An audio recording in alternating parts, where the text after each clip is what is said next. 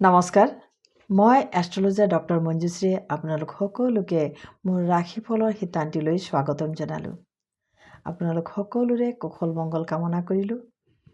ৰাশিফলৰ প্ৰথমতে আৰম্ভ কৰিছোঁ মেঘ ৰাশিৰে।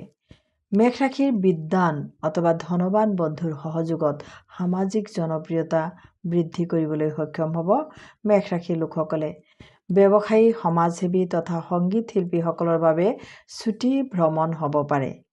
দাম্পত্য জীৱনত সুখ পাব।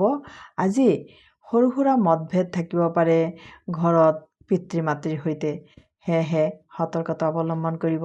আজি সোণালী ৰং আৰু 1 সংখ্যাৰ ব্যৱহাৰ কৰি সকলো সমস্যাৰ সমাধান কৰিব পাৰিব।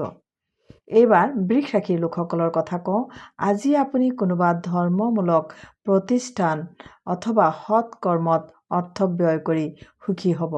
গুৰু ব্যক্তিৰ লগত সুসম্পৰ্ক তথা জ্ঞানী ব্যক্তিৰ আগমন ঘটিব পাৰে ঘৰত।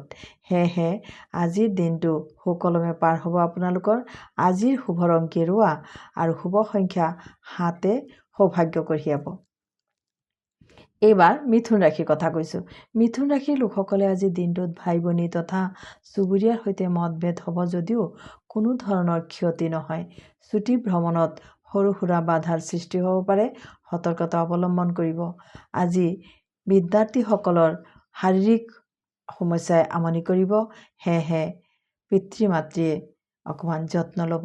আজি সেউজীয়া ৰং আৰু 5 সংখ্যা ব্যৱহাৰ কৰিব। এইবাৰ কৰ্কট ৰাশিৰ কথা কৈছোঁ। কৰ্কট ৰাশিৰ লোকসকলে আজি সৎকৰ্মত আত্মনিয়োগ কৰিলে জ্ঞান বৃদ্ধি, সুখ বৃদ্ধি তথা পুত্ৰ সাফল্যৰ বাবে অভীষ্ট সিদ্ধি হ'ব। আজিৰ শুভ ৰং গাঢ় নীলা আৰু শুভ সংখ্যা 8 প্ৰয়োগ কৰিব। এইবাৰ সিংহ ৰাশিৰ কথা কওঁ। আজিৰ দিনটো আপোনাৰ বাবে মিশ্ৰ ফলযুক্ত হ'ব। কাম আৰু সম্পত্তি লেনদেনৰ ক্ষেত্ৰত ভাল হ'ব। দিনটোৰ শেষৰ ভাগত সকলো কৰ্মত সফলতা লাভ কৰিব। পত্নীৰ স্বাস্থ্যৰ বাবে সৰু সুৰা চিন্তা হ'ব পাৰে, সেয়েহে যত্ন ল'ব। আজি শুভ্ৰ বৰ্ণ আৰু 4 সংখ্যাই শুভ ফল কঢ়িয়াব দিনটোত। এইবাৰ কন্যা ৰাশিৰ কথা কৈছোঁ। কন্যা ৰাশিৰ লোকসকলে ইতিবাচক মনোবৃত্তিৰে শাৰীৰিক বল আৰু কৰ্ম বৃদ্ধি বা কৰ্মত মনোযোগ দিলে শুভ ফল কঢ়িয়াব দিনটোত। কোনোবা বিশিষ্ট ব্যক্তিৰ সহযোগ লাভ কৰিব। শত্ৰু পক্ষক পৰাজিত কৰিবলৈ সক্ষম হ'ব। আজি ৰঙা ৰং আৰু 9 সংখ্যাই সৌভাগ্য কঢ়িয়াব।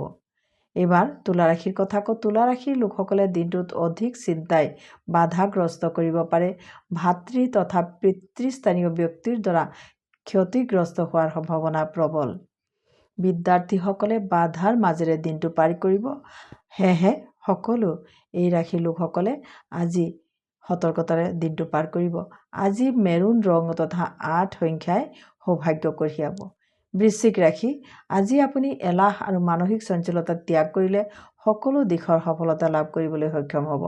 চিকিৎসক, অধ্যাপক আৰু ধৰ্মযাজকসকলে যোগ্যতা দেখুৱাবলৈ সক্ষম হ'ব। আজি গেৰুৱা ৰং তথা 9 সংখ্যা ব্যৱহাৰ কৰিব। ধনু ৰাশি।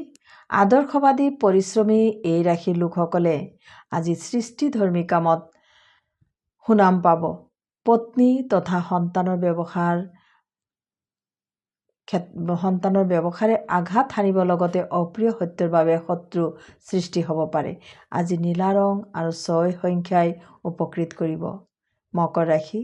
মকৰ ৰাশিৰ লোকসকলে আজি বুদ্ধিজীৱী প্ৰতিভাশালী ব্যক্তিসকলে বিদ্যা চৰ্চাৰ দ্বাৰা নিজৰ যোগ্যতা প্ৰকাশ কৰিবলৈ সক্ষম হ'ব, কিন্তু শত্ৰুৰ পৰা সতৰ্ক থাকিব।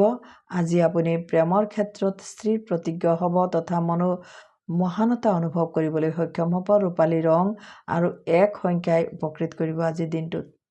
এইবাৰ কুম্ভ ৰাশিৰ কথা কওঁ। কুম্ভ ৰাশিৰ লোকসকলে দিনটোত কল্পনা আৰু আশা একেলগে অনুভৱ কৰিব। আত্মবিশ্বাস আৰু আনন্দৰ মাজেৰে দিনটো পাৰ কৰিবলৈ সক্ষম হ'ব। নৱদম্পতীসকলে আনন্দ উপভোগ কৰিব। বগা আৰু 6 সংখ্যাই সৌভাগ্য বৃদ্ধি কৰিব। শেষত কওঁ মীন ৰাশিৰ কথা। আজি এই ৰাশিৰ লোকসকলৰ কৰ্মত বাধাৰ মুখামুখি তথা লোকৰ পৰা প্ৰচুৰ পৰিমাণে হিংসাৰ সন্মুখীন হ'ব। আজি প্ৰেম প্ৰীতিতো পৰিৱৰ্তনৰ যুগ আছে, সেয়েহে সতৰ্ক থাকিব। বিদ্যাৰ্থীসকলৰো কিছু মানসিক চঞ্চলতাই দেখা দিব। সেয়েহে আজিৰ দিনটো সতৰ্কতাৰে পাৰ কৰিব মীন ৰাশিৰ লোকসকলে। আজি এই ৰাশিৰ লোকসকলে কমলা ৰং আৰু সৌভাগ্যবৰ্ধক সংখ্যা 1